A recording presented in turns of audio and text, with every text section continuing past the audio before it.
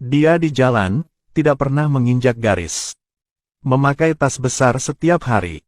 Jadi setiap kali menghadapi medan yang rumit, akan memastikan untuk tidak menginjak garis. Jika tidak membawa tas hari itu, maka harus menemukan garis lain untuk melapisi kakinya. Benar-benar tidak bisa membiarkan dirinya menginjak garis. Tidak hanya itu, dia juga memiliki fobia simetris yang parah. Ketika mendorong kacamata untuk melihat jam tangan, atau apapun yang dia lakukan, maka sangat penting untuk memastikan simetri. Bahkan namanya juga berubah menjadi Okto. Seperti itu, dia baru saja puas pergi ke klinik untuk melihat pasien. Hasilnya ditemukan orang di sana. Semua menderita penyakit obsesif-kompulsif. Wanita membuka pintu. Tidak pernah menggunakan kaki. Waktu yang tidak memadai menyentuh benda-benda tertentu.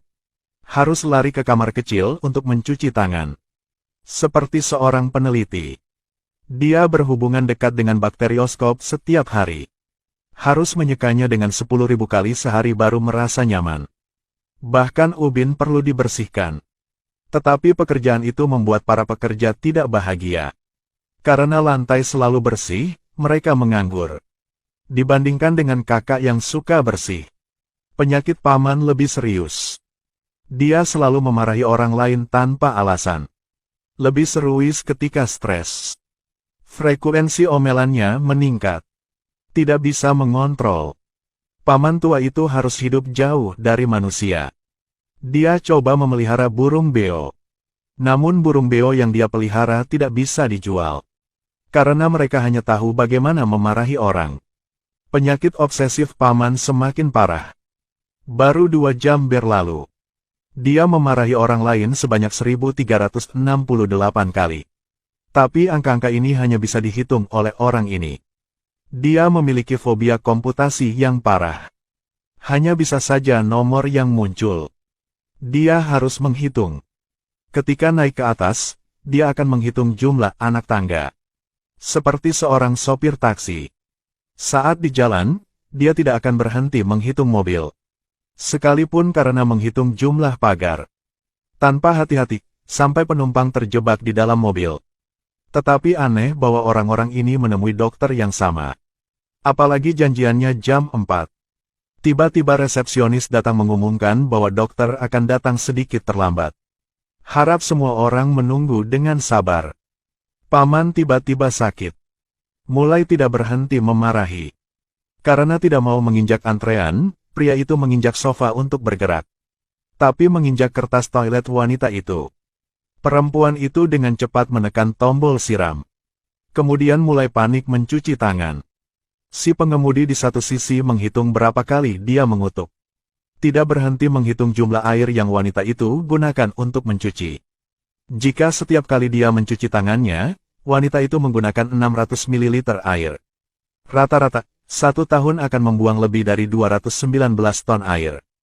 Hanya bibi ini yang duduk di satu tempat dan tidak mengatakan apa-apa. Jadi dia mencari kuncinya. Penyakitnya adalah pencarian obsesi. Jelas tahu dirinya bawa kuncinya. Tapi masih tidak tahan dan memeriksanya berulang kali. Bibi ini setiap kali dia keluar. Tutupi semua benda yang tertutup di dalam rumah. Tahu bahwa pintu itu terkunci. Tapi di tengah jalan, tidak tahan lagi dan kembali untuk memeriksa. Ini terjadi pada bibi itu setidaknya 106 kali sehari. Sangat sulit untuk naik bus.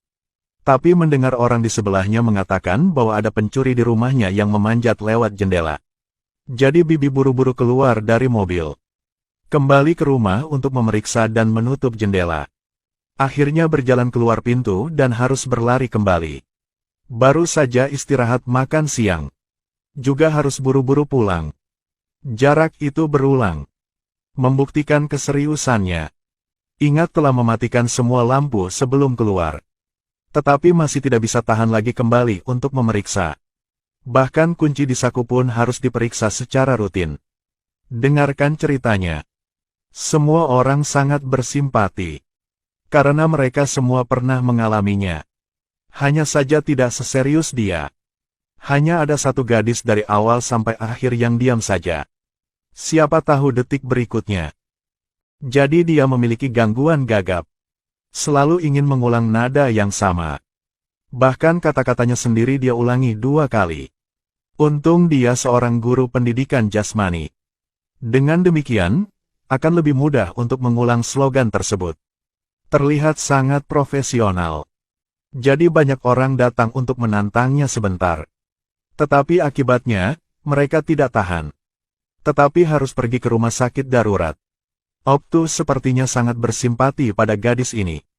Dia pikir gagap kalimat adalah puncak simetri. Karena dia adalah orang yang tidak proporsional. Setiap kali dia berkencan dengan pacar, tidak bisa tahan lagi mengosongkan semua yang ada di tas.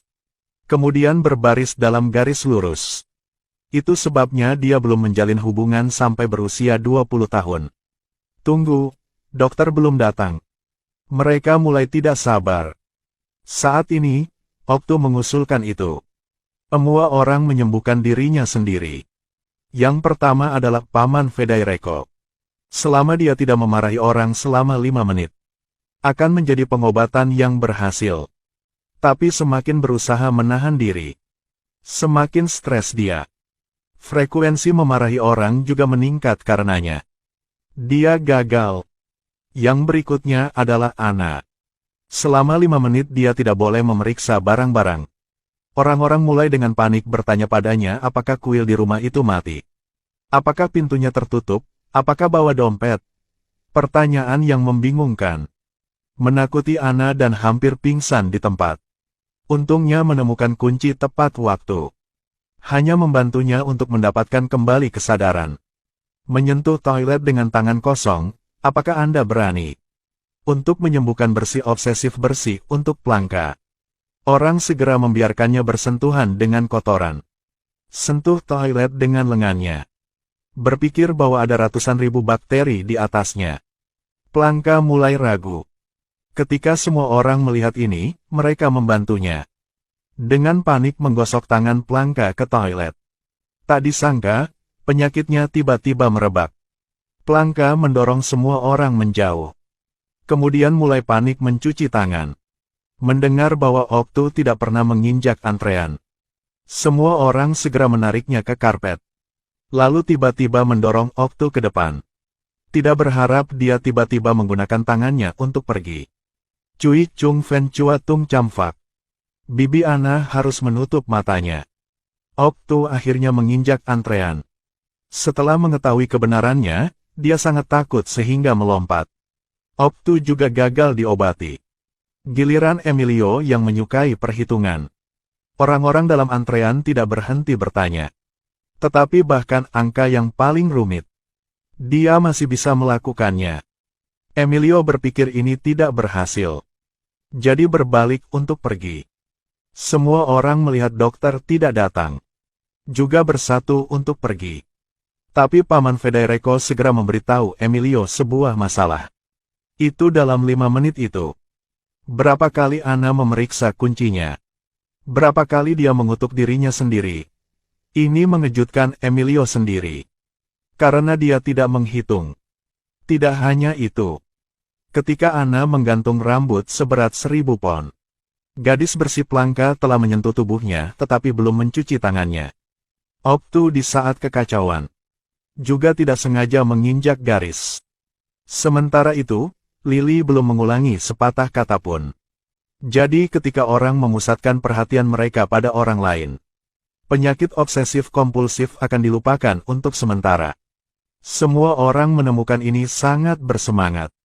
Oktu, Lily, bergandengan tangan erat. Akhirnya, setiap orang membuat janji untuk bertemu sebulan sekali. Mari saling membantu menyembuhkan. Oktu dan Lily saling terkait. Plangka dan Ana duduk di mobil taksi. Ini juga tentang pulang. Tetapi Pak Tua Federico kembali ke klinik. Jadi dia adalah dokter klinik.